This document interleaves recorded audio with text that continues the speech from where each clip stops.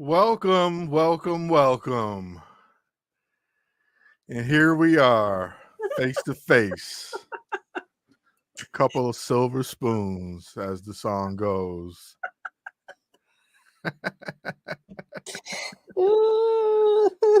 Remember when we were kids and there was that rumor that Alfonso broke his neck Yes, it and was a break died dancing, right? breakdancing? Yeah, that was tragic.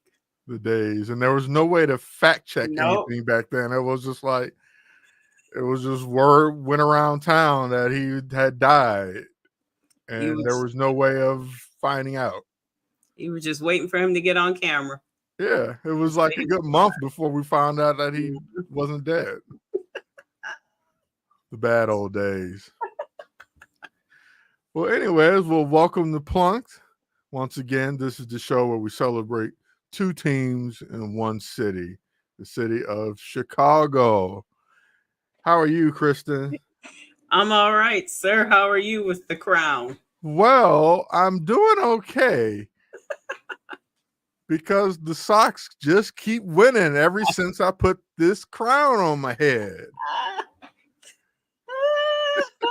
No, I was like, are they trying to win out? They want to be tied. The backstory on the crown is our number one punkster, Deb, who is a lifelong Mets fan, and the Mets currently hold the record as the worst record in the modern era of baseball that the Sox are on the verge of breaking. So my friend Deb sent me a crown for the White Sox because we were the new king of the losers. We would hold the crown.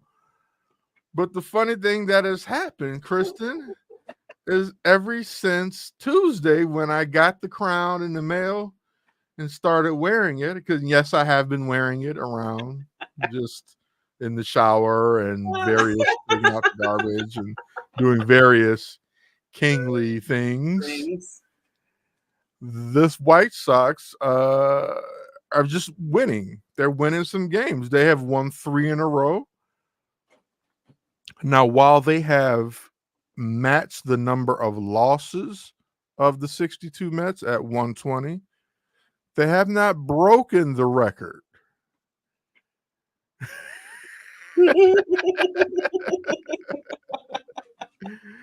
And if we were to win out, I think the Mets would win the tiebreaker as the king of the losers. Because we would still, I think, have more wins than them. This was a 160 game season back in 1962 versus the 160 game season then, 162 games now. So we got chances to win more games, even though we've lost the same amount. So, tall order indeed. Sox have not won more than 3 in a row at all this season. This is the third time this year that they have won 3 in a row. And so now we're asking them to win 6 in a row. Do they have trouble against the Tigers? Well, the Sox are. Oh, I wish I had this stat. I need to know what is the White Sox record against the AL Central? I think we've only won like 2 or 3 games. Wait, all year? Yes.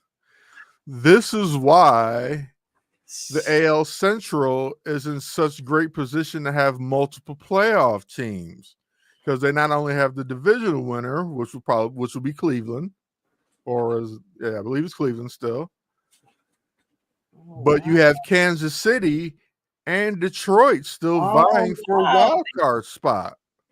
They're in the wild card, Detroit. Yeah, 2.5 up over Detroit and Kansas. I did not realize Detroit was doing that well, because they've had the White Sox to beat up on all year. The AL Central is a mighty division this year, and they've won 5 in a row. because they just been sweeping the hell out of the White Sox. Wow. The White Sox ass in their in the division. My father asked me, he was like, "Oh, they're still in the run?" I said, "Oh no way." I had no idea. 8-41 against the AL Central this year. Thank you, Dev. Now that's ridiculous. 8-41. Wow.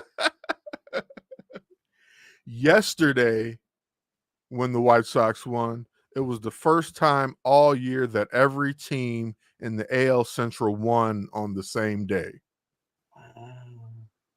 And you know whose fault that is. I mean, you know, baseball's a funny sport and all, but you know whose fault that is because the Sox never win. Of course, it's impossible for them to all win on the same day. The Sox have not given many options. Oh, wow. Wow. So, in case you missed it, the White Sox completing the sweep of the lowly Los Angeles Angels. I call them lowly, but nobody's lowlier than the White Sox. They're the lowly of the lowliest. But the Angels are 63-96. I mean, we'd kill to be 63-96. Right. I mean, that's terrible, but they're not on the verge of, you know, making history. The Tigers are hoping to clinch the postseason against the Sox. So the Sox are getting ready to trying to play the spoilers. Long live the king. Correct. What up, Crooked Commish? Oh my gosh. The Sox have nothing to play for except to not go down on the wrong side of history and to possibly spoil Detroit's plans, which I would love for them to spoil somebody's plans. But on the other side, Detroit is playing for something. Yeah. And we're going to face their best starter scheduled to face their best starter on Saturday, I think. And so there's a good chance for them to not only lose more games. Wow, but not even hit the 40 win. They won't get swept. They'll hit 40. We'll see. We will see if they don't get swept. It is very possible that they get swept, especially after winning 3 straight. Yeah. And they're facing a team that has to win. That needs to win. They're playing with a purpose. Yeah. They need these victories. Unlike the Sox just needed to be, they need the victories just to be a little less humiliated. A little less bad. Little less bad. Oh my gosh. Okay, I'll do that. Because I think, don't you guys have a game on Monday, Deb? Like a makeup game or something on Monday? Did I hear that right? Somebody's got a makeup game on Monday. I know. So, you know, I've spent all season talking about how terrible the White Sox are and terrible they are as an organization. So, for what is our last show of the season, I've decided to flip it, right? I'm going to talk about the future and moving forward. Okay. What do we have, if anything, that's good?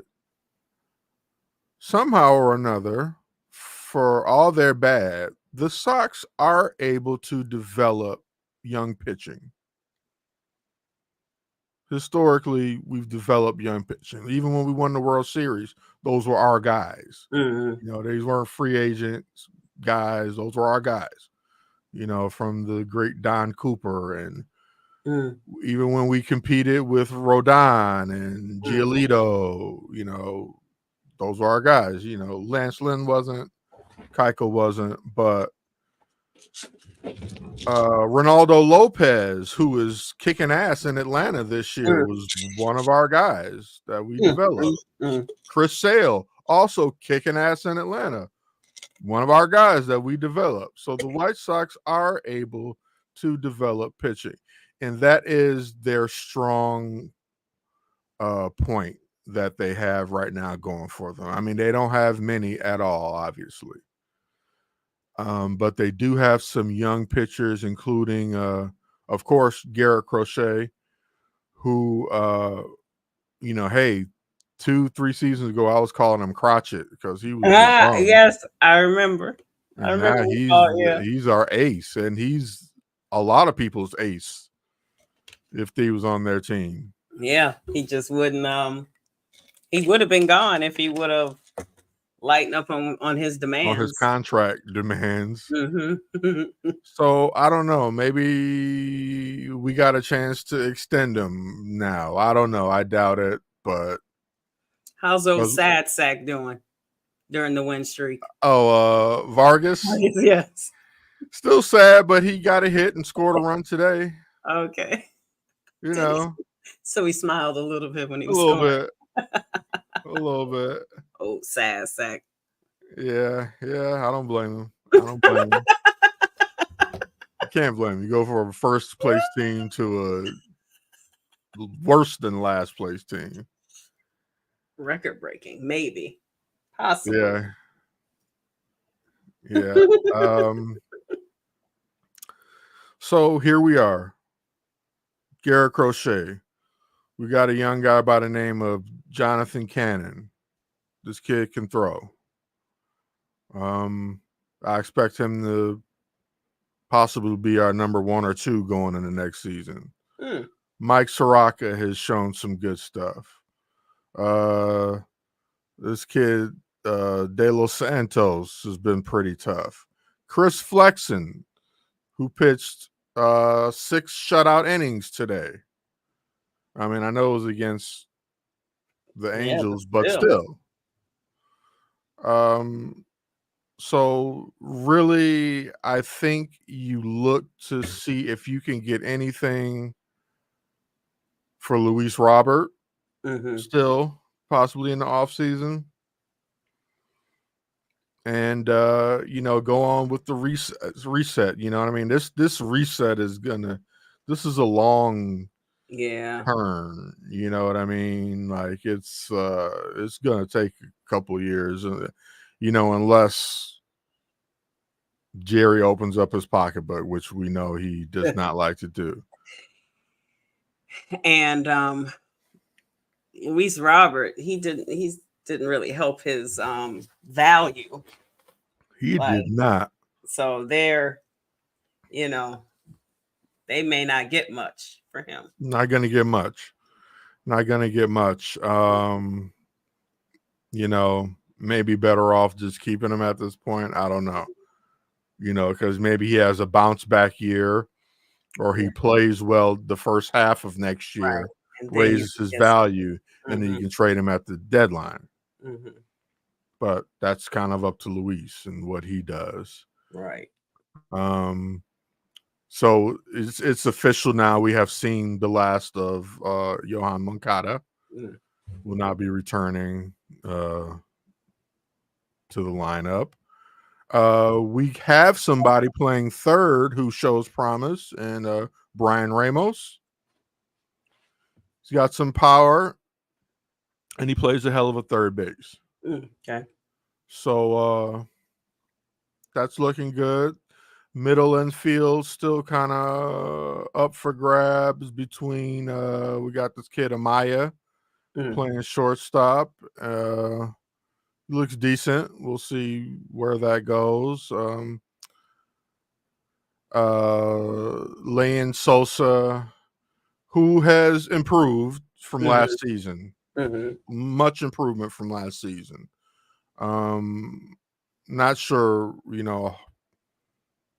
if he's in any future plans. Okay. But I imagine he's probably in near future plans, like next year. Yeah, like, at least next year. Why not? Who else do you have? I don't know how long Nicky Lopez's contract is, but he's not playing every day anymore as is. So I'm pretty sure you're going to still see Leon Sosa next year. Until someone actually comes and takes his spot. Yeah, I guess so. Yeah. And Benintendi, who heated up towards the last month of the season, was a big reason that the Sox showed some competitiveness in this last few weeks. Not a lot of competitiveness, but some. And Benintendi's hitting was a major factor in that. He was awful for through July, most of August. So, and so that's it. So I'm just looking to the future. It is what it is. I'm unfortunately on board still with the team. Do they keep Grady next year? Grady says he never even wanted to manage. Oh, really? Well, why? Yeah. Oh, but the guys liked him in the locker room, and they kind of talked him into it. Nobody else wanted the job. So he's not interested past this year then. That's what he seems to say now, but we'll see what happens. There's an interesting article written by Buster Only. Every White Sox fan should take a look at. Just describing, month by month where we were this season and things that happened, and I kind of mash everything into one mud pie of what this season turned out to be. Interesting read.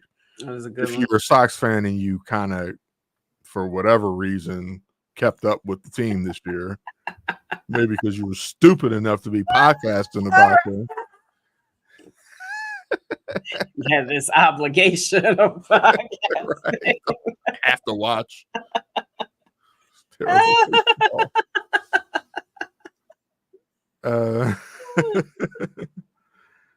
So, and Chris Getz in recent interviews has said he plans on looking outside of the organization for coaching prospects. Like, please don't be BSing us. Do it. Interview multiple people, right? Not just one guy. And go to winning organizations. Thank you. Even Do if not they hire anybody else from Kansas City. I mean, I know Kansas City's doing better this year. Don't hire anyone from the Angels. Like, it could be someone or who's not Oakland, right? Or so it could be someone who didn't necessarily make the playoffs, but it's a winning culture and Boston is not making the playoffs, but sure, hire somebody from Boston.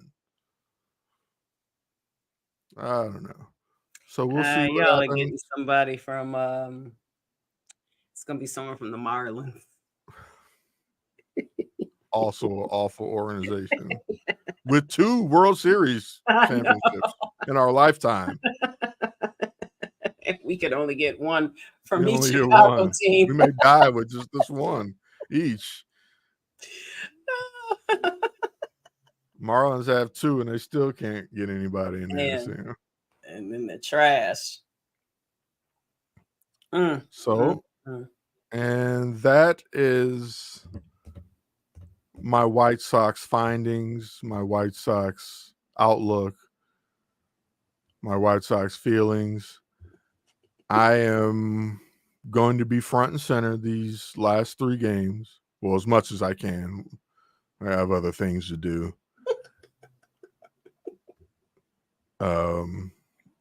But I would like to see them win out, ruin Detroit's season. And it's nothing against Detroit. I don't particularly dislike the Tigers. It's not like Cleveland, who I dislike. It's not like Minnesota, who I dislike. Right. I just want us to make some sort of mark besides a shit stain. Make a mark besides being the worst team. Yeah, besides, yeah. Ever. Yeah. Want them to remember the night they played the White Sox.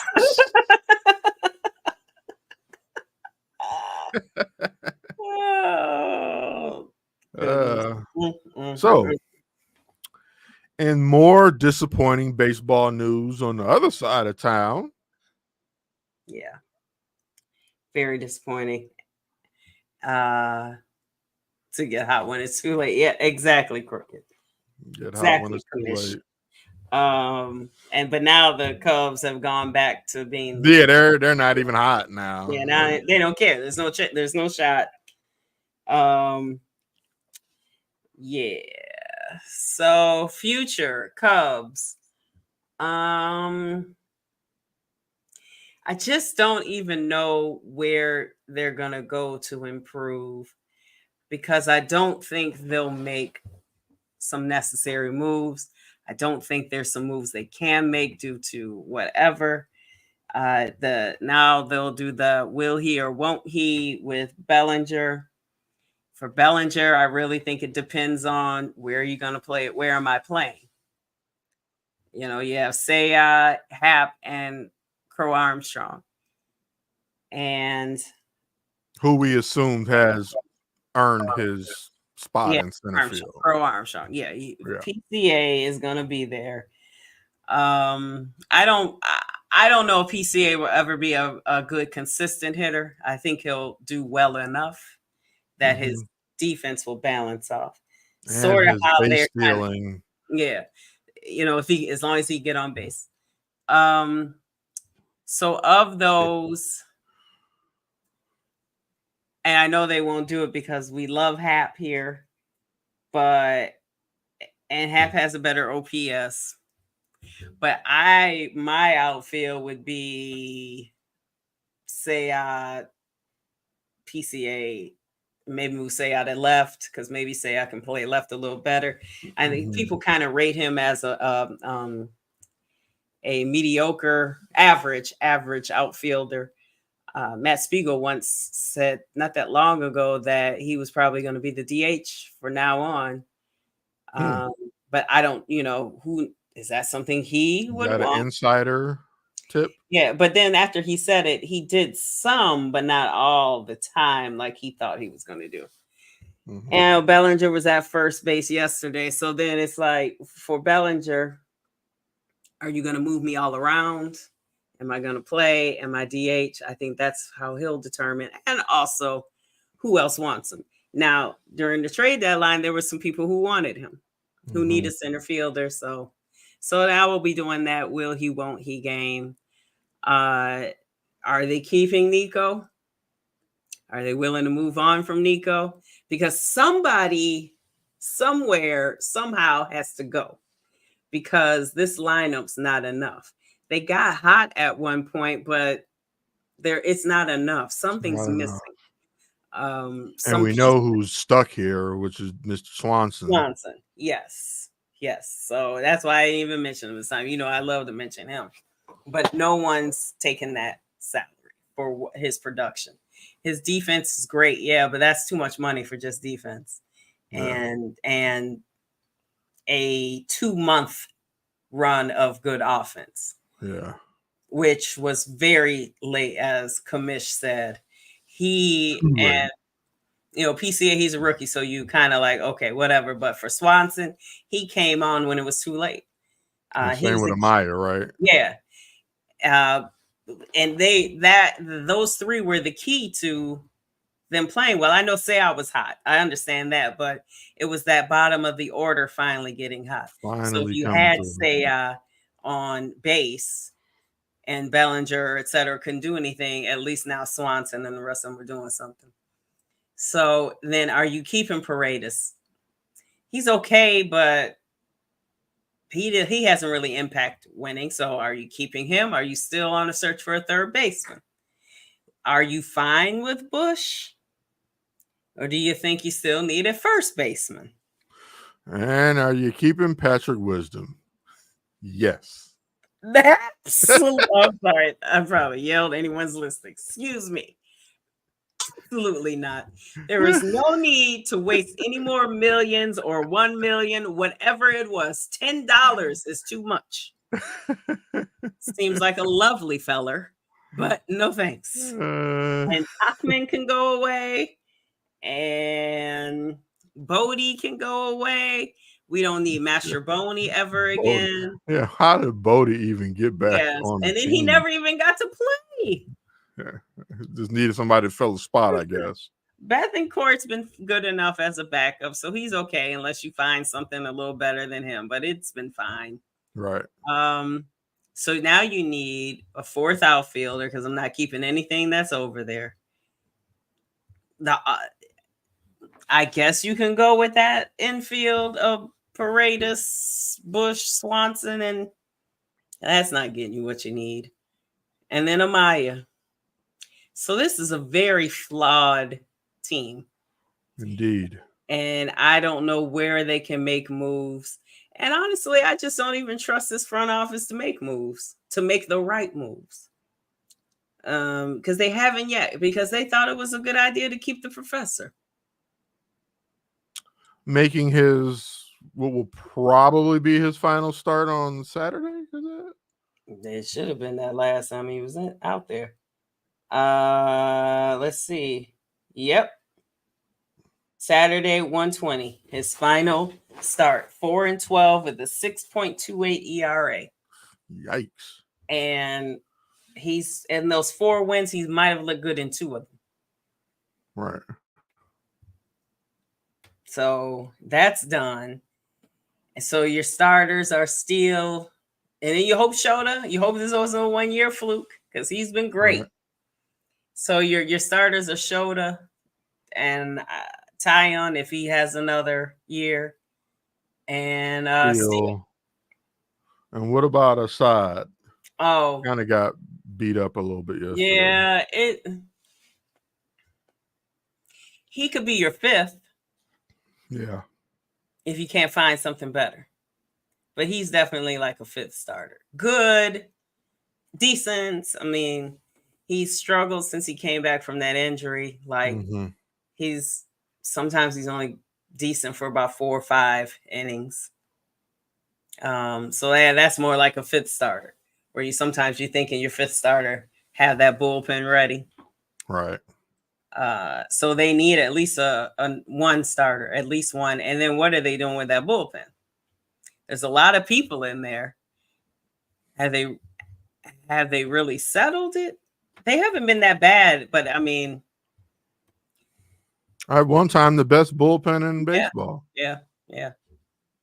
So with them lately or all the time, you wonder what they want to do. Do they want to win?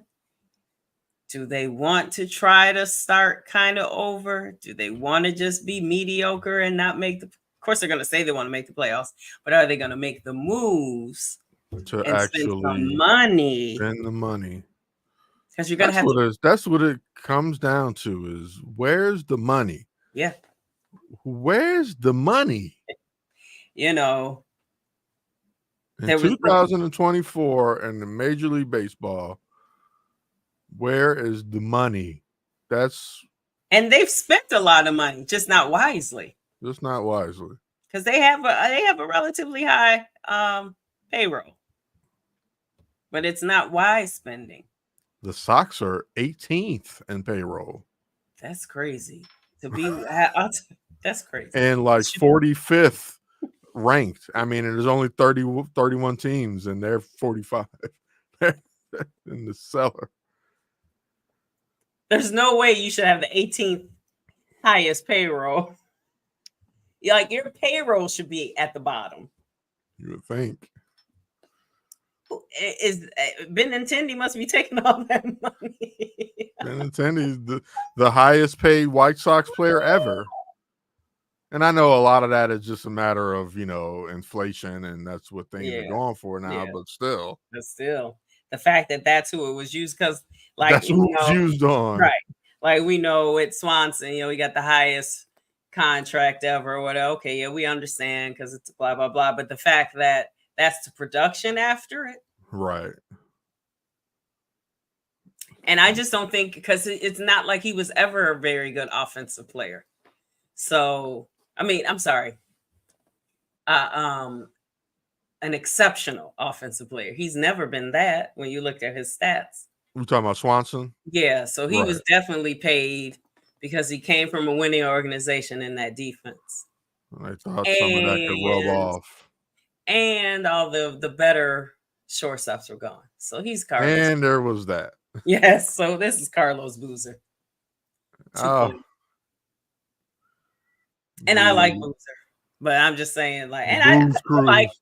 I don't dislike Dansby. I just, I mean, I didn't dislike Boozer either, but I wanted yeah, Chris Bosh yeah, or that was just it was a pretty, it was a step down, and then they didn't get the other piece. Then, like, it's now we're all on bull spit I already, know, but it's right? like, okay, you go to you don't get Chris Bosh, you get Carlos Boozer. Okay, then get a shooting guard. Like, you should at least gotten two pieces at the same time Yeah, when you they couldn't never get that. got the shooting Yeah, guard they didn't because get the two Keith pieces. Bogans was Keith And Bogus. and the city's cousin, you know, he's hung him up, but we'll get to that later. We'll get to that. Yes, I'm we will rolling get with to Keith. that. When you say Keith Bogans, that just made me think of of Chicago's cousin. But so I wasn't impressed with Craig Counsell. Like, that was their big That was the big spending. splash. Yeah, that was the splash, and it wasn't. And the team he left is the number one in the division. They are thriving, aren't they? Yeah. So it, you know, it also helps when you have the players. I mean, you know, That's all. That's what it comes down to. Yeah. And you know, you wonder if he was duped. And when he signed, he was told, yeah, we have big plans to bring in some people. And as I mentioned last year at the end, the Cubs are the kings of attaching their names to people that they'll never had But they any never intention seriously go of signing. after. Such But as to appease Ohtani. people, right? To appease the fans, they'll attach somebody in their office gets it out there to a Buster only or whomever. Yeah, we've been checking in on this guy. No, you haven't. Or maybe you did. Like, hey, how You're you just doing a Google search. Let's check on him. So you're not. So you're technically not lying. Not You did lying. check. I checked on. I looked at his stats. But you had zero intentions I of hit him signing. up in his DM. We're in talks. As if he ever checked his DM. Right. We're in talks with Shohei. And even all those Boris pitchers who, like a Cody Bellinger, they were sitting out there so long and they had to take like these 1-year deals with player options. They said, Jed Hoyer said that the budget wasn't good. You know, we can't spend money we don't have. Get out of here. I mean, if all the Ricketts is giving him is what they're giving him, then yeah, like, you know, he can only do what they give him, he's like, but we ain't got it. They're lying to him. Absolutely. Yeah. Yep. Yeah. And absolutely. And the Cubs aren't a winning culture, so no one's gonna like take a pay cut. Not when they see you know, they're not gonna take a pay cut to come here to not win. Here, not like with this team as is. No, there's no winning culture. No, and they're not like on the cusp. No, this is not like watching the 2015. Right. Like, okay, they got it. They're right there. Yeah, they're right there. You know, it was kind of even fast in 2015, but when it was there, because it did happen a little bit sooner than we thought. You know, but that's when you strike, and Theo Epstein did. He saw. He was like, "Oh, we are right there. Right there. Let me go get these players I need." Now, of course, as Theo does, because he did it with Boston, and you have to do it. You have to give up something to get something. He does strip down your minor league, system. But you have to if you want to get the pieces you need to win. Yeah, if you need, you know, big league ready players from people, usually they want good prospects. That's what they want. Which makes sense. You get it.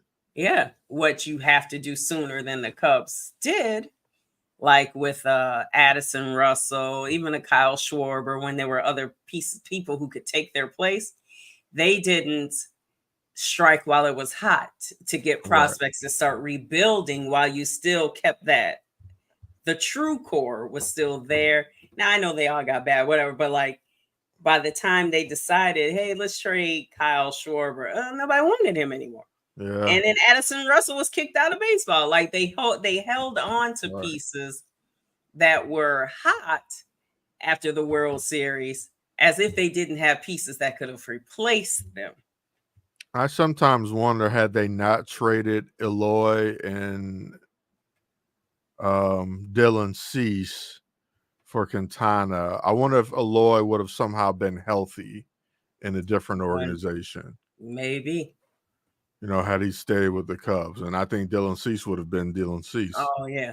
And like they felt they could trade Eloy because they had Kyle Schwarber, but that's when they should have made that move like I'm talking about. A lot of people wanted Kyle. Kyle, we love you.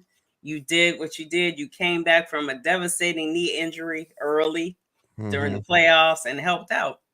So now that everybody wants you and we have this Eloy kid down there, we can ship you out. And they should have been what it was done, but you know, could have, should have, 2020. Yeah, 2020. But now I don't. I want, if I have my wish list, I think I already said this, but I need a starter. I need them to figure out the closer role, and I think you need a third baseman with some power. I was about to say we need some more power. We need some more consistent power. We need some 30 home run guys. Yeah, somebody with 40 at least one. Yeah. We need that. We're not even close. I mean, I won't say we're not. We don't have that. And we haven't had that.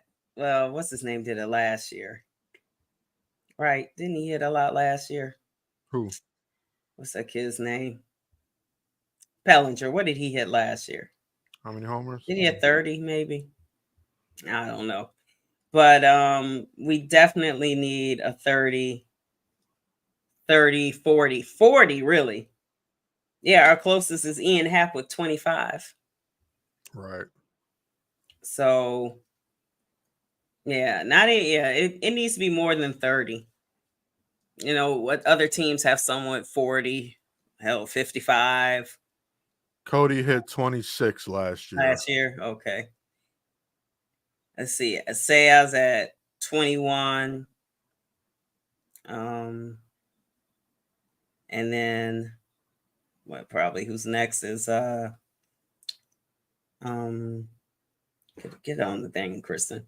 Let's see. Yeah, Ian Happ 25, Michael Bush 21, Sayah 21. Then it's 18, 16, 10. That's just not enough home runs. Right.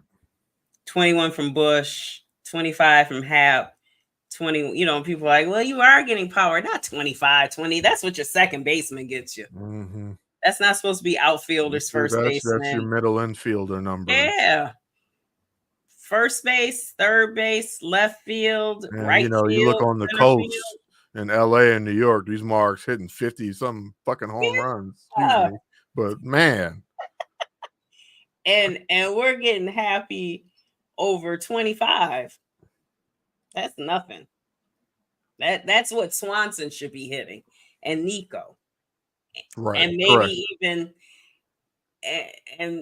maybe even Amaya. That's what they should be hitting. Yeah, Aaron Judge 48, Juan Soto 41, and then there's a drop, Stanton 27 on the Yankees. I don't know. Let's see what the Dodgers have. So, but I'm anxiously awaiting now that it's over. I not anxiously, but I am looking forward to what they're going to do, hoping that this time they won't do what they did last time. Shohei has 53 damn home runs. Yeah, Aaron Judge has 57 home runs. Oh, they're wrong on MLB. They gave him 58. Oh, I thought you said he had 48 or something like that. Oh, if I did, I didn't mean that. Oh, okay. I was like, well, this one made me check. I was like, wait, I know he's over 50. If I said 48, I did not know. I know he's in the 50s. That was a mistake. And Shohei has to. Maybe I heard wrong. That's totally possible. Yeah, sometimes I can't read, so. Sometimes my eyes, even though I'm wearing glasses, sometimes they Yeah. deceive me. So Plunked is over after today. Our last episode of this long, very, very difficult baseball season. You need a catcher with some pop. Yeah, you know, Yeah. like a catcher with pop is like a luxury these days. At least 20, It'd be 25 nice to home runs. have for sure. Yeah. Yeah. Yeah. Because if they're you're right. Understood, Cricket Commission. If they're not going to get 40 home runs from someone on their team, then they are going to have to, everyone is going to have to hit 25, 30. Well, like everybody. Yeah. Everybody has to hit a home run, hit a lot if they're not going to have big time home run hitters. That's asking a lot of everybody on the team. Yeah. Yeah. Doesn't usually work that way. No, especially in Chicago. Well, we're heading into the off season. The Sox are bringing back Sox Fest for whatever that's worth. They're going to face the music. Ooh, is Jerry speaking and gets? Yikes. He should be, but I doubt it. Yeah. He is a coward like that. He is not going to put himself out there like that.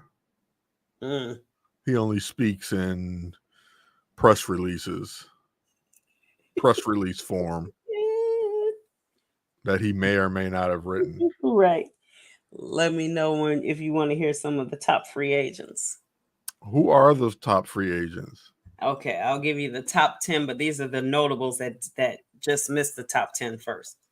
Cody Bellinger can opt out. Marcell Ozuna has a club option. Shane Bieber, Christian Walker, Nathan Eovaldi has a vesting option. And I don't even know how you say this name. The Hernandez kid, something. Teosera. There we go. I need to learn that. Those are the notables that didn't make the list. The top ones are Juan Soto. He's only 26. He looks like 35. Man, right? He's only 26. He looks looks like he's been in the league for like 10 years. And he has an older face. Old man, like, or a middle-aged man face. Yeah. Like he looks like he's at least 32. Well, some of those birth records be shoddy when they. Yeah. So, come on. Juan Soto is number 1. Number 2 is, oh my gosh, it keeps trying to play this video and I'm not trying to play it. There we go. Corbin Burns, a right-hand pitcher. That's number 2. Number 3, I'll go to 7 because that's what it skipped to. Pete Alonso, first base. He could solve a lot of teams' problems. Alonso, Max Fried, Alex Bregman, third base. From Houston, right? Yeah. That's a good. Yeah. The Cubs could woo him away. Yeah. Who would have thought? I'm sorry, real quick. As bad as they started out on all the injuries, I'm still shocked that Houston won. They were like 7-19 at one time. I was like, wait, what? Yeah. And then Blake Snell, who I thought the Cubs should have gone for, but they are being cheap. He's going to be a free agent, or possibly can be a free agent. I hate this thing. And then that's it, because it's taking me too long. This thing's not moving. It keeps wanting to play videos, and I'm not trying to play your stupid videos. Anthony Santander, an outfielder.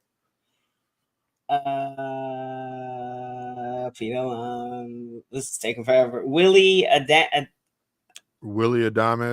Thank you. I need to just let you say this, huh? I'm Jack surprised Flaherty. I actually know these people. Jack Flaherty, another pitcher, and Tanner Scott, another pitcher. There's some pieces out there that the Yeah. Cubs can use, especially Bregman. That could solve some problems. That would solve your third base problem for sure. You get Pete Alonso and him first, third. Man, right. Your corners would be covered. And then go get Blake Snell to add as your starter. Your Now, top three that would starters. get rid of Cody, but whatever. Well, no, because Cody makes his own decision.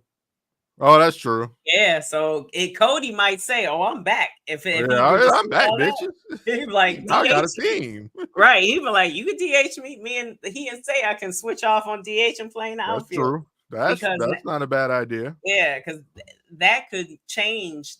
Doing that can change a lot of people's minds, even coming free agency. Absolutely.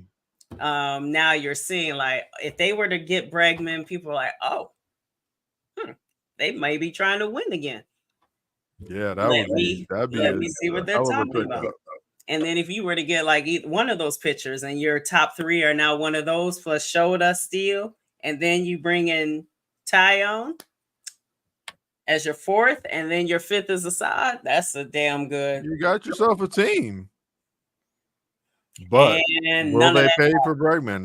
They won't pay for it because that's a lot of money I just spent. I know. Oh yeah, on Bregman and Alonso and a pitcher. Yeah, none of that's helping. He probably will. I know you're hopeful, Dad. If you guys do well, maybe he will stay.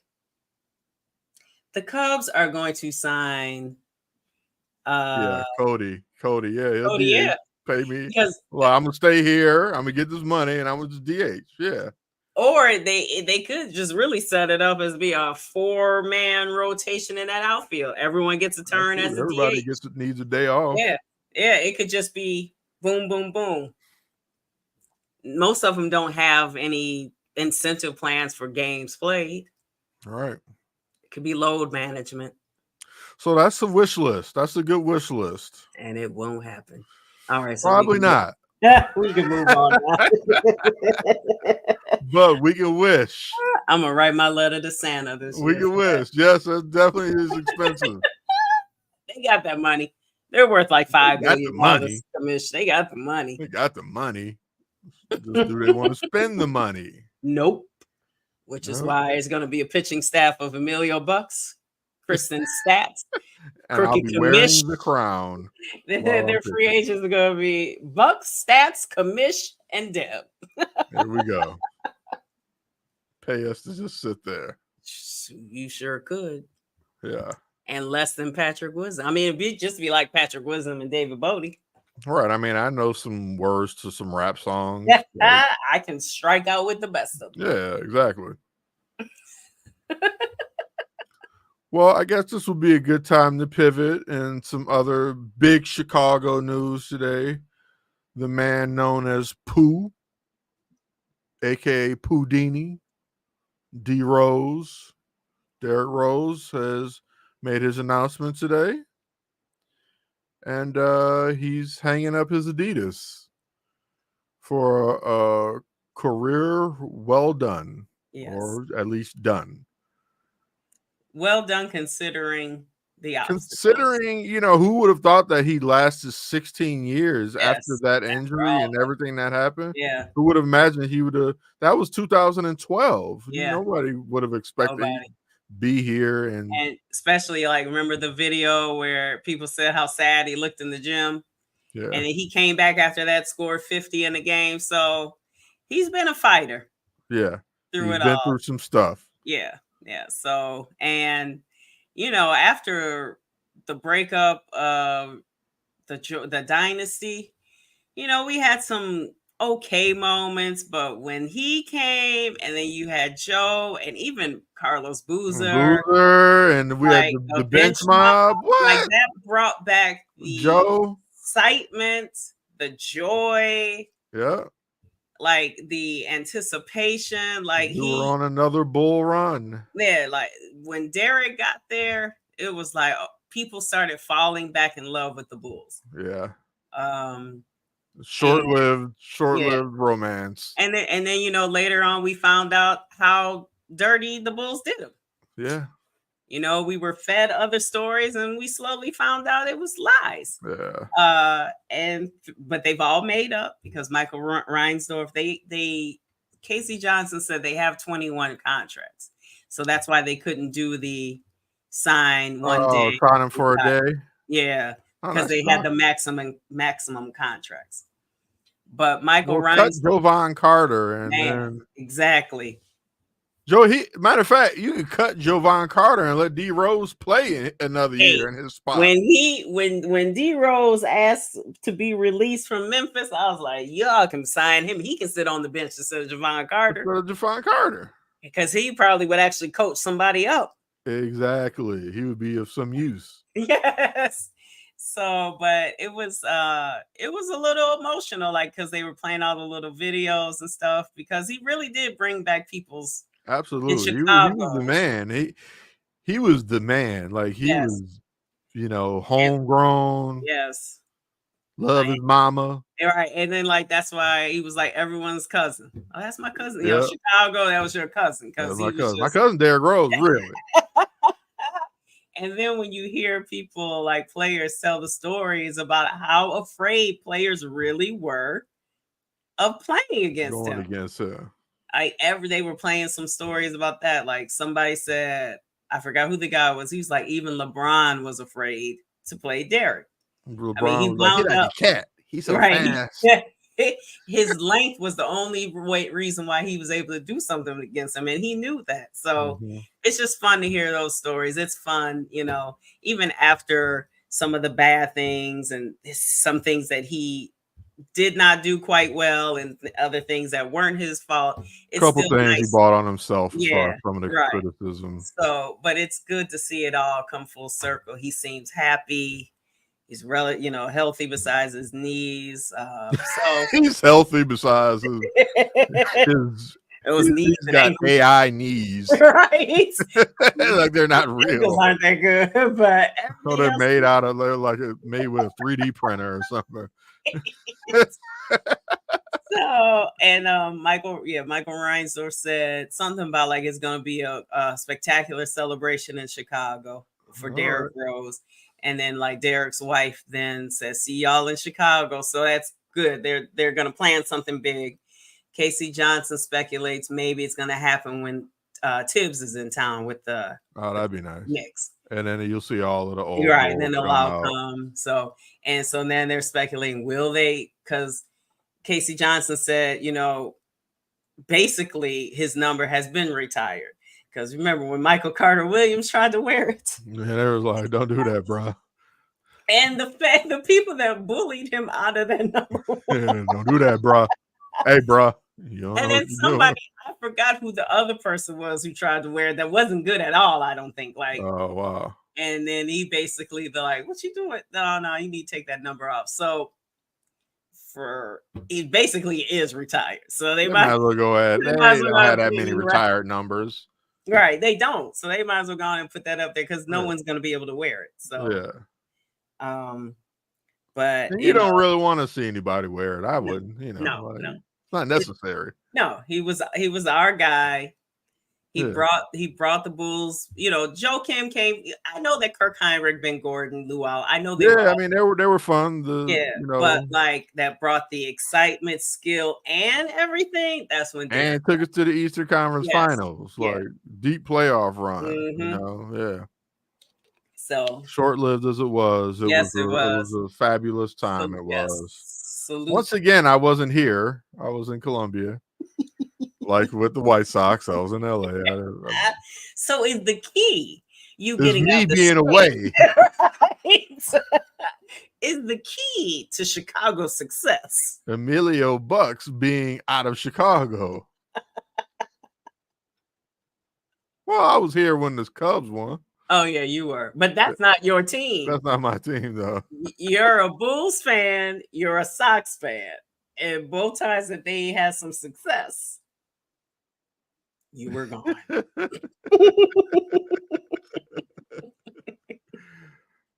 Well, my wife and kids have already left me because of this White Sox thing. So maybe now you're wearing a crown. Oh my gosh. Yeah. but they kind of like the crown. So, Oh, okay, that's good. Yeah. It does fit you well. Thank you. Might pop it out on Saturday. I was thinking you probably will. I could see it. I could see it. You want to talk about the Bears real quick? Let's pivot to some Bear talk really quick. Bears 1-2. Caleb threw for 360 something yards, 2 touchdowns, 2 interceptions. Lousy play calling, lousy offensive line play. No run game. Lousy execution. Because some play calls are questionable. But most players also get paid a lot of money. And that picture, have a chance to see what Emilio rub that. There you got go. It. Go Mets. Go Mets. Yeah. I'm gonna be rooting for the Mets for you. Dan. Absolutely. That's gonna be my dark horse team. If they get in, I'm gonna pick them to go all the way. All right, there we go. That picture of that questionable play call when all the linemen were on the ground. Yeah. I was like, I just can't. Wow. Just sizes it all up. And was it Darnell Wright? It actually looked like he was like. Right, he was like chilling, like post. Like he was just watching the game versus playing in the game. How are all of them on the ground? And then I was like, at first I was like, this has got to be fake, right? This didn't happen. And then I found the actual play and saw it, and I'm like, no, that really happened. Because all one by one ended up on the ground. Right, because when we're watching it on TV, we couldn't see all of them on the ground. No, you didn't know. I mean, you just saw the play blow up, and it was like, damn, how are they all in the backfield so quick? Yeah, I didn't notice that all of our linemen were. On the ground. And then, just the same thing. Remember when we said, like we were okay. Of course, we yes, and yes, crooked commish. I am not pleased with looking. That. Like I'd rather them go after Saquon Barkley at this point. Saquon, whatever. Something besides Swift. I mean, honestly, I still like Swift, but he's not a north-south runner. He kind of reminds me of like when we was putting Tariq Cohen back there. Yeah. And you're trying to put this guy running through tackles. That doesn't work. He's not that type of back. Now you get him out, swing him out, and throw him the ball, let him create. Yes. And with the fact that with this terrible line, you do need a guy who could probably bust through a line. Especially when you're on the fucking 1 yard line and you decide to go for it. It's like, and why is he in the game? Why is Khalil Herbert not in on this play? Like, I was okay with them going for it at that point. I was too. But then when I saw what happened, I was like, saw the play, it was like, what the hell? Y'all could have just kicked the field goal. It was only 7-0 at that point. So it was like, and that's why I was okay with it, because I was figuring someone was just getting ready to try either they were gonna let Caleb just try to run it in, like something. I thought it was gonna be a relatively simple play. They were gonna go forward with the ball immediately, not what they do. That wasn't when they lost 12 yards, was it? Yes, it was. Yeah. We were watching like, what the hell is this? Yeah, I think just Swift just has to be used in the right way. He's not. You don't run him in between tackles. That's not. Not his game. He has to have a hole. Maybe not a big one, but someone has to get him a little space to sneak through there. Right. And with this line, we don't have the right setup for him to run through the tackles. And I mean, Jeremy, You put your rookie quarterback out there to throw 50 times. I mean, I don't know what the hell they're doing. Even didn't he say, like, he's like, I threw it that many times? Jeez. He said that in the press conference. Did he? I mean, that's insane. That is. And you know how many passes Tom Brady averaged? 34. This is Tom Brady. Average only 34 passes a game. And you put a rookie out there to throw 50. Well, he would need to throw 50 if they had a running game. If they had a run game. People are like, why don't they use play action? Well, who's running? Who are you fooling? You're not fooling anybody. You can't fool anybody. Nobody can run. And they're stacking they're stacking because you're just trash. You're trash. And as much as we praise Poles for his clever moves and all that, the fact that every year they don't spend good money on the offensive line. Aren't both of the lines some of the most important positions? That's on the core. Field? That's the core of the shit. That's where all the shit goes down. And you keep, you have this rookie who's supposed to be hopefully a once in a life transition, all these words they kept using, and you don't go get some people who can protect him, protect your star once in a lifetime quarterback. Yes, Jeremy, 22nd in rushing attempt. And what is frustrating is they go away from the run so quick. Yeah.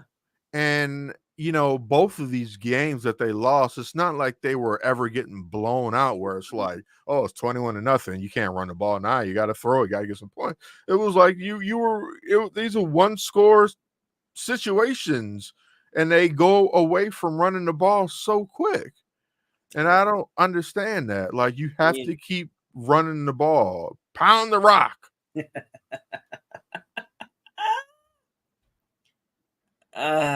Yeah. I throw my hands up too, like, why the hell? Who was it wasn't it Cole Kmet who got run over when he was trying to, it was he and Mercedes Lewis were trying to guard someone, and it was pointless. Yeah, it was and they're really gonna in a minute they're gonna have to lose a potential target, because they're going to have to put someone else to help on that line. And exactly. They're going to have to run some I formation shit. Like so the tight ends are going to have to stay in there more to help. So now he'll lose another offensive option. Another weapon. Yeah. And you got some good tight ends. Yeah. And it's a shame you're going to lose them to block, but that's what you're going to have to do. And so 7-10, Jeremy. I mean, what were they last year? It's a blur. That was a blur. That was a blur. And then I'm happy for Justin, because I like Justin. Oh yeah, I mean, I'm sorry, I'm not believing that yet. Like, okay, they're 3-0, cool. But I'm not all like, oh, we let go of blah, blah, blah. It's like, and if he does better there than here, that's because he's on a better team. Yes, he is. Because he's still in a better organization. He is liable to win more games there because he's on a better organization than here. The Pittsburgh Steelers are a Class A football organization who always stay in contention. So he's by default going to probably have more success there than here. The only thing that was standing in his way is Russell Wilson, and he's out of there now. Yeah, I think he can forget about playing unless Justin gets hurt. So they're just gonna be this. I thought they were 7-10 last year, 7-10 this year. I mean, is that progress? I don't know, because it's your rookie quarterback versus your third year guy who does the 7-10. I don't know. I know one thing: if they go 7-10, I pray that, and I don't like to pray for anybody to lose their job, but you're about to lose your job. About to lose your job. I just don't see that classic from COVID. You want me to lose my job? That was a COVID classic. You were about that lady singing that song when they made that into a song. You were about to lose your job. He's so good with defense, but his decision, why did you even throw the flag? The play happened right in front of you, buddy. Man, that was such a bone. He threw 2 flags, didn't he? That were bad. And then you're driving down the field. Why don't you discuss ahead of time? Hey, we score here, we're automatically going for 2. And maybe he did, and the other coach didn't listen. But then now you're wasting the time out. Then you waste the time out. I don't know what the hell happened there. That was just a ball of confusion. That reeks of some really bad inexperienced shit right there. You know, I don't know what happened there. Yeah. So you want it's not cold. Oh my God. I and this was supposed to be part of their schedule that they were supposed to. This is where they were supposed to eat. Mm-hmm. So we'll see this Sunday.